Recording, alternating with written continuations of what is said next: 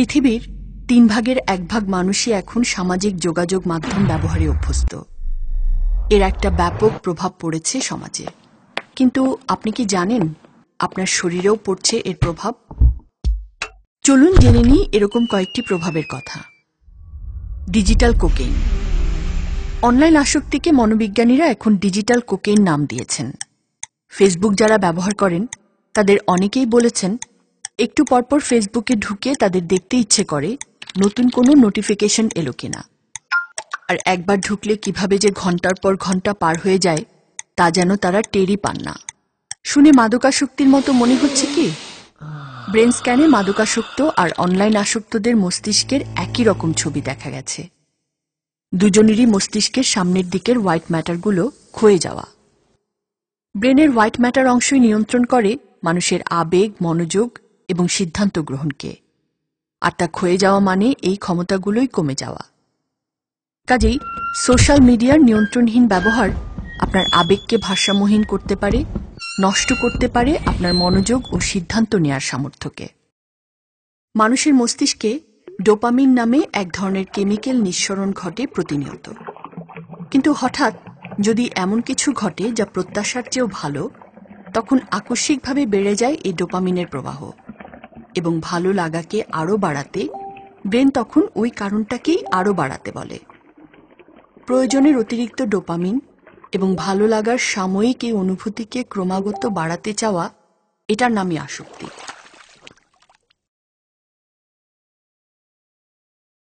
মনোযোগের ক্ষমতা নষ্ট।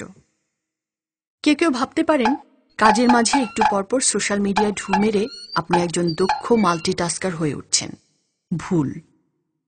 সোশ্যাল মিডিয়া অ্যাডিকশন আর মাল্টিটাস্কিং দুই জিনিস। গবেষণায় দেখা গেছে খুব বেশি সোশ্যাল মিডিয়া ব্যবহার করে যে মানুষেরা একাধিক কাজের দক্ষতা তাদের অন্যদের চেয়ে কম, বরং তাদের মনোযোগ এত বেশি বিক্ষিপ্ত যে এর ফলে তাদের স্মৃতিশক্তিও লোপ পাচ্ছে অন্যদের চেয়ে দ্রুত। বিষয়টা কেমন? ধরুন গভীর মনোযোগ দিয়ে আপনি কোনো কাজ করছেন, ঠিক সেই সময় মোবাইলটা বেজে উঠলে কেমন লাগে আপনার? বিরক্ত লাগে না? মনে হয় না যে মনোযোগের সুতোটা ছিঁড়ে গেল?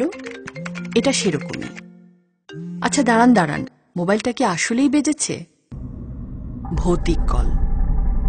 কোনো কল বা SMS আসেনি, কিন্তু আপনার কি মনে হলো যে মোবাইলটা বেজে উঠেছে বা প্যান্টের পকেটে থাকা ফোন সেটটা কাঁপছে?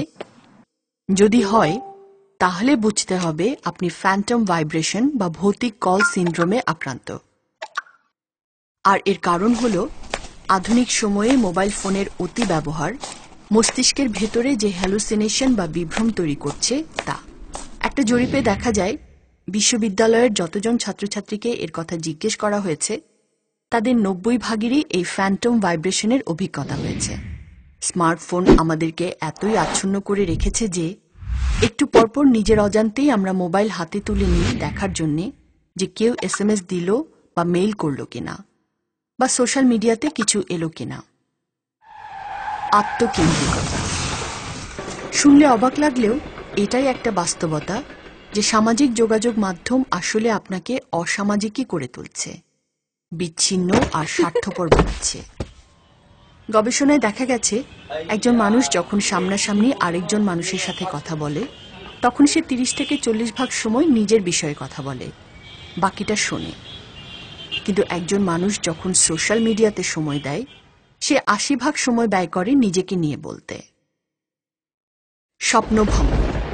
আমরা প্রায়ই সোশ্যাল মিডিয়াতে পরিচয়, তারপর তা থেকে প্রেম বা পরিণয়ের কথা শুনি, কিন্তু এদের একটা বড় অংশই পরে আর সম্পর্কটা টিকিয়ে রাখতে পারে না স্বপ্নভঙ্গের কারণে। কারণ ভার্চুয়াল জগতের মানুষ আর রক্তমাংসের মানুষ বেশিরভাগ সময়ই এক হয় না। অনলাইনে যে তরুণকে অসাধারণ প্রেমিক পুরুষ মনে হয়েছিল, বাস্তবে তাকে বদমেজাজি খুনসুটের সঙ্গী হিসেবে আবিষ্কার করা খুব বিচিত্র কিছু নয়। তেমনি অপ্সরাদের মতো দেখতে ফেসবুকের আকর্ষণীয় তরুণীটি যে বাস্তবেও এমন হবে তার কি নিশ্চয়তা আছে? Cyber bullying. অনলাইনে ঢুকে গালিগালাজ, অশ্লীল ভাষা বা আক্রমণাত্মক মন্তব্য ও হুমকি পেয়েছেন এমন অভিজ্ঞতা অনেকেরই হয়েছে।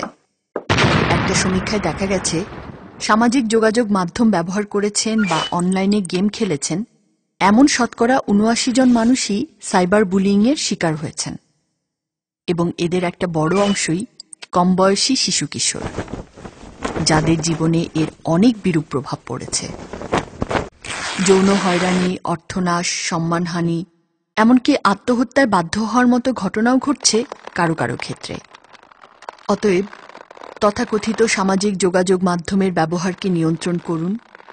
ঠুনকো এই যোগাযোগের চেয়ে আপনার দেহের সুস্থতা, মনের সুস্থিরতা অনেক বেশি দামি।